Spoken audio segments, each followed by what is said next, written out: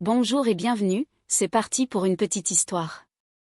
Il était une fois, dans un petit village reculé entouré de montagnes et de forêts épaisses, une jeune fille nommée Éline.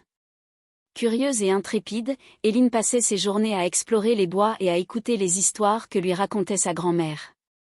Parmi elles, une légende revenait souvent, celle de la clé des brumes, un artefact ancien capable d'ouvrir la porte d'un royaume oublié, dissimulé quelque part dans la forêt. Personne n'y croyait vraiment, sauf Éline. Un soir d'automne, alors que le brouillard descendait sur le village, sa grand-mère lui tendit une vieille boîte en bois.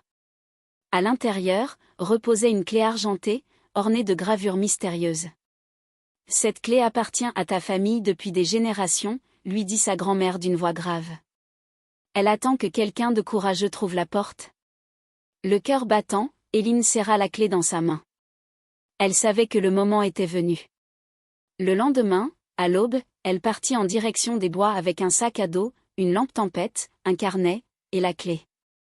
Le brouillard était plus dense que jamais, mais Éline suivait son instinct.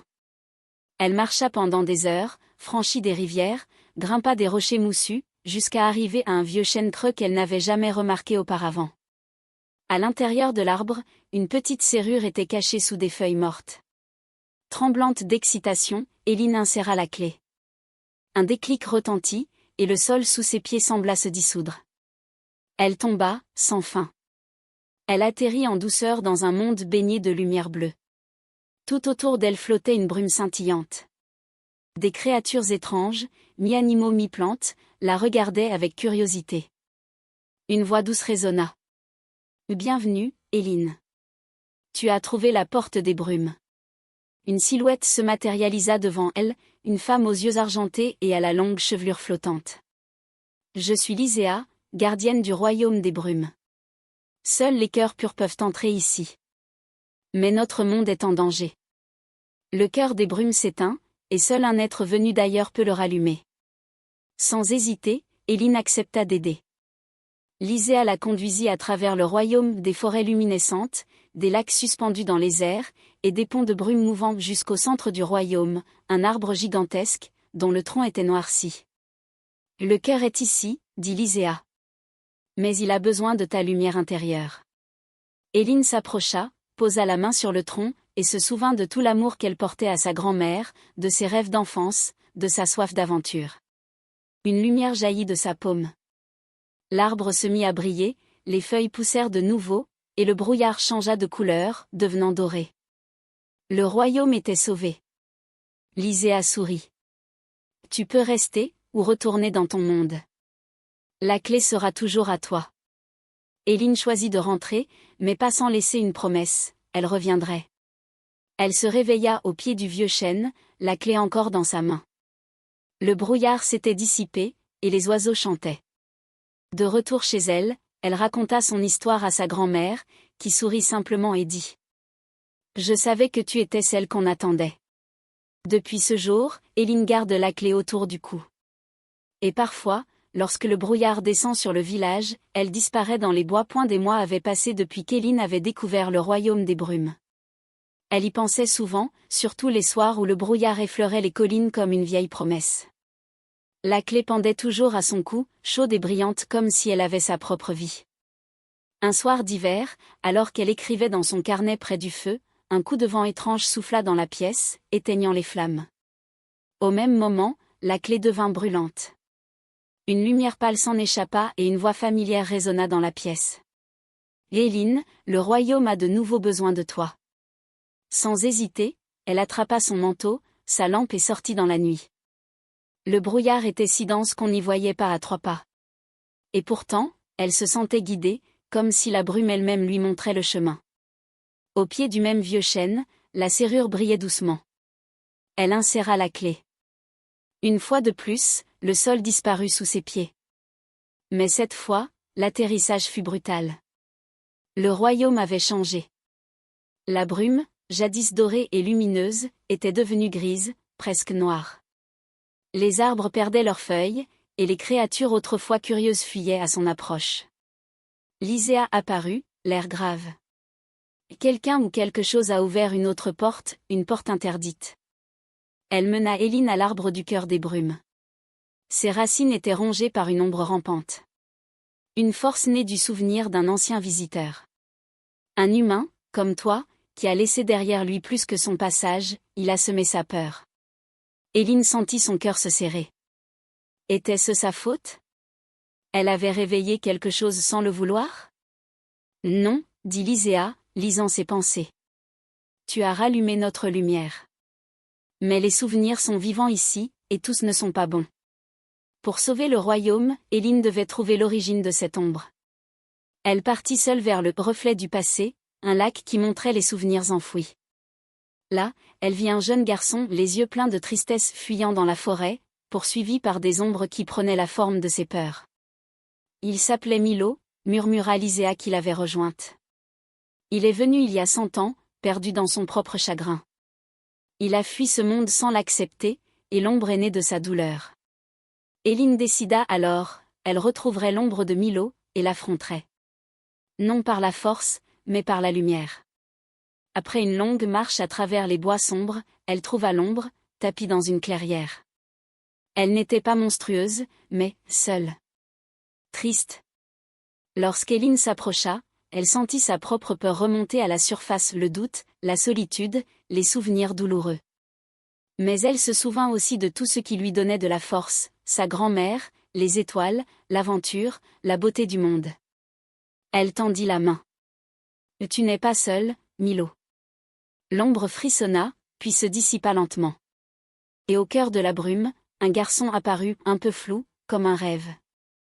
Il sourit à Éline.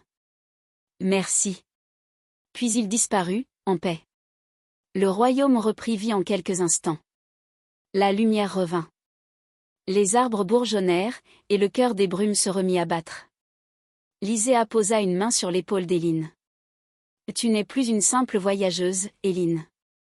Tu es maintenant une gardienne. » Éline retourna chez elle cette nuit-là, changée. La clé était toujours là, mais différente. Plus ancienne, plus sage. Et parfois, lorsque le brouillard descend, elle sent l'appel. Depuis qu'elle était devenue gardienne, Éline vivait comme entre deux mondes. Le sien, tranquille et familier. Et celui des brumes, mystérieux et vivant, qu'elle visitait dès que le brouillard l'appelait. Mais un jour, alors qu'elle était assise au bord d'un lac dans le royaume des brumes, un étrange phénomène se produisit. Le ciel se fissura. Littéralement. Comme un miroir brisé. Et par cette faille, une autre lumière passa, pas dorée comme celle des brumes, mais argentée, presque électrique.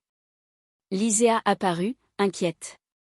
Le voile de l'éther est brisé, et cela ne devrait pas être possible. Éline fronça les sourcils. Le voile de quoi? Entre tous les mondes liés aux souvenirs, aux émotions, et aux rêves, il existe une frontière invisible, l'éther. S'il se brise, les mondes peuvent se mêler, ou se détruire. Et le pire? Cette fissure venait de l'autre côté. Éline n'eut pas le choix, elle devait traverser la faille. Au moment où elle y entra, elle sentit son corps se dissoudre, pas comme lorsqu'elle passait la porte des brumes. Là, c'était plus vaste, plus étrange. Comme si elle devenait elle-même un souvenir, une idée flottante dans un espace sans forme. Puis elle rouvrit les yeux. Elle était dans une cité suspendue dans le ciel, faite de ponts de verre, de tours sans fin, et de lumières pulsantes. Tout semblait fait de mémoires figées, des fragments de souvenirs d'innombrables êtres. Et devant elle, un garçon aux cheveux blancs l'attendait. « Tu es Éline, la gardienne des brumes. » « Je suis Céaël, gardien du Nexus Mémoire. » « Il y a d'autres gardiens? » »« Oui. » « Et quelque chose nous attaque. Une force inconnue traverse les mondes, et efface des souvenirs, pas seulement les mauvais. Même les bons disparaissent. Éline découvrit alors qu'il existait plusieurs royaumes liés à l'imaginaire. Le royaume des brumes, lié à la nostalgie et l'oubli. Le Nexus Mémoire, où naissent les souvenirs. Le miroir songe, où vivent les rêves endormis. Et d'autres encore. Mais quelque chose ou quelqu'un les attaquait. Il faut réunir les gardiens, dit Céaël.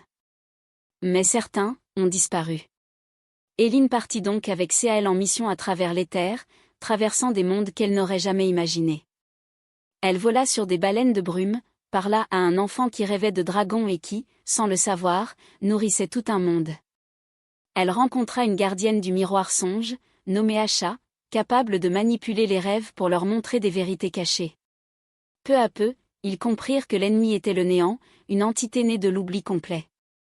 Un souvenir effacé, rejeté, devenu vivant. Le néant voulait tout réduire au silence. Et il connaissait Elin. Il murmura à travers les failles. Tu as cru ramener la lumière, mais tu n'as fait que réveiller l'écho du vide. Le combat final n'était pas une bataille avec des armes. C'était une lutte d'émotions. Elin et les autres gardiens durent affronter leurs propres souvenirs perdus, leurs douleurs oubliées, leurs rêves abandonnés. Pour chaque souvenir accepté, le néant reculait. Elin se rappela d'un jour d'enfance où elle s'était sentie invisible. D'un rêve qu'elle avait abandonné. D'un adieu qu'elle n'avait jamais vraiment fait. Elle pleura. Et ce fut sa victoire.